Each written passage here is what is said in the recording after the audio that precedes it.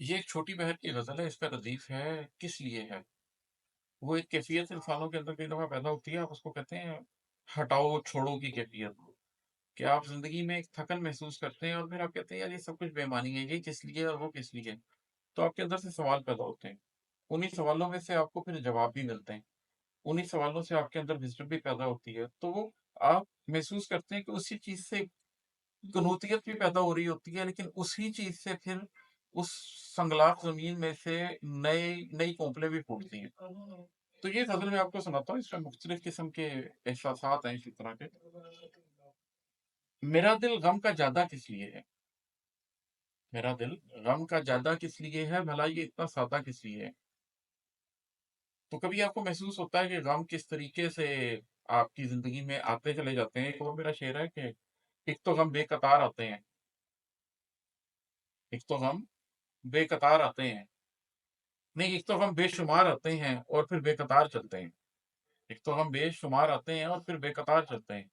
تو وہ جو ایک بے شمار غم آتے ہیں اور بے قطار آپ کے دل کے اندر چلتے ہیں، ایک ہجوم لگا ہوتا ہے، تو کبھی کبھی انسان اپنے آپ سے یہ سوال پوچھتا ہے کہ یار میں نے اپنے دل کو اتنا سادہ کیوں کر لیا کہ غم آتے ہیں اور جاتے ہیں، آتے ہیں اور جاتے ہیں، اتنے غم کیوں ہیں میری زندگی میں؟ لیکن پھر ساتھ ہی آپ کے اندر سے یہ جواب بھی آتا ہے کہ جب تک آپ اپنے دل کو اس غم کا زیادہ نہیں کریں گے اور غموں کو یہاں سے گزرنے نہیں دیں گے، ویسے ویسے آپ کی ذات کے اندر ڈیپتھ کیسے آئے گی؟ آپ کو چیزوں کی حقیقت پتہ کیسے چلے گی؟ کیونکہ خوشی تو بڑی سرسری ہوتی ہے، بڑی سطحی ہوتی ہے، تو پھر آپ اس غم کو امبریس بھی کرتے ہیں۔ اگر چاہت میں دم باقی نہیں ہے تو ملنے کا ارادہ کس لیے ہے؟ اچھا، اس کو اگر وہ شاعر جس طرح تشریح کرتے ہیں، بچپن میں ہم کیا کرتے تھے کہ جی اس کی اگر ہم عشق مجازی کے معنی میں دیکھیں تو یہ مطلب ہے، اور عشق خدا کے معنی میں دیکھیں تو یہ مطلب ہے۔ تو بہرحال اس کا ایک دنیاوی معنی بنتا ہے کہ اگر چاہت میں دم باقی نہیں ہے تو ملنے کا ارادہ کس لیے ہے، پھر کیوں مل رہے ہو؟ لیکن عبادت میں یہ خاص طور پر محسوس ہوتا ہے کہ کئی دفعہ نا آپ کو اپنے آپ سے شرم آتی ہے کہ یار آج میں کتنی کی چاہ سے کھڑا ہوا ہوں نماز پڑھنے کے لیے، آج میں کتنی کی چاہ سے رب کے پاس آیا ہوں، اور پھر آپ اپنے سوال سے یہ سوال پوچھتے ہیں کہ یہ کیا تم آ، پرندوں کی طرح ٹھونگے مارنے لگے ہو؟ یہ جو تم سجدے کرنے لگے ہو یہ کیا ہے؟ اس کی کیا حیثیت ہے؟ کہ تم بس زمین سے ٹکرے مارنے لگے ہو؟ چاہت میں دم باقی نہیں ہے تو پھر ملنے کیا جا رہے ہو؟ اس کا یہ مطلب نہیں ہے کہ اگر آپ کے چاہت محسوس نہیں ہو رہی تو نماز چھوڑ دیں، اس کا یہ مطلب ہے کہ چاہت محسوس نہیں ہو رہی تو چاہت پیدا کریں، رب کے پاس جائیں تو اس چاہ کو لے کر جائیں، کیونکہ ادروائز فائدہ کیا ہے؟ اگر آپ چاہ کے بغیر اپنے خالق کے پاس جا رہے ہیں تو پھر آپ ایک مونوٹنس قسم کی ایکٹیویٹی کر رہے ہیں، ایک کمپیوٹر ہے چل رہا ہے، وہ اپنے ٹائمنگ کے اوپر اپنی ایکٹیویٹی کر کے فارغ ہو جائے گا، قلب کو حضوری کی حالت میں جو لانا ہے وہ اصل چیز ہے۔ اور ہے کہ اگر ماخذ ہمارا روح ہے تو بدن کا یہ لبادہ کس لیے ہے؟ یار اس شعر کی تو تشریح میں پورا دن گزار دوں، یہی تو میرا موضوع ہے۔ ماخذ ہمارا روح ہے، لیکن بدن کے اس لبادے میں اللہ نے ہمیں ڈال دیا ہوا ہے، ہم اس میں سے نکل نہیں سکتے جب تک موت نہیں آتی۔ تو بدن کے اندر موجود ہے یہ روح، اور بدن کا یہ لبادہ کسی وجہ سے دیا گیا۔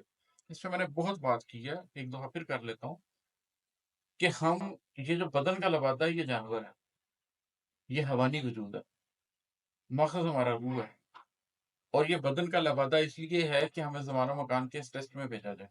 جب آپ اس پہ غور کرتے ہیں اور اس بات کو جان لیتے ہیں کہ ماخذ تو ہمارا روح ہے، پھر آپ سوال پوچھتے ہیں کہ پھر بدن کا لبادہ کیوں ہے؟ اگر میں روح ہوں تو پھر میں بدن میں کیوں ہوں؟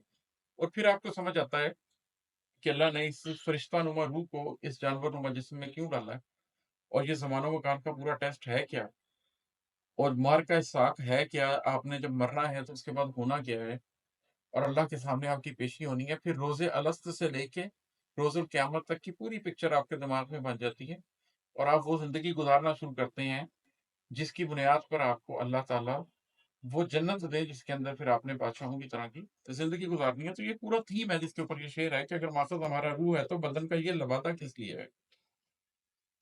اور ہے کہ اماد احمد سفر میں تو سبھی تھے، تھکن تیری زیادہ کس لیے ہے؟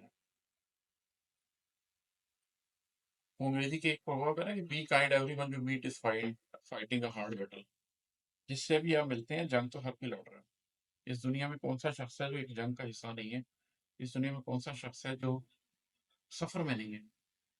لیکن کچھ لوگوں کی سفر کی تھکن کم اور کچھ کی زیادہ کی ہوتی ہے۔ جو اپنے سفر کو ہلکا لیتا ہے، جو اپنے سفر کی معنویت نہیں سمجھتا اور اس سفر کا ویسے حق ادا نہیں کرتا، جیسا کہ اللہ تعالیٰ نے کہا ہے کہ دشوار گزار گھاٹی سے نہیں گزرا وہ شخص، تو جو شخص دشوار گزار گھاٹی سے نہیں گزرتا اس کو سفر آسان لگتا ہے۔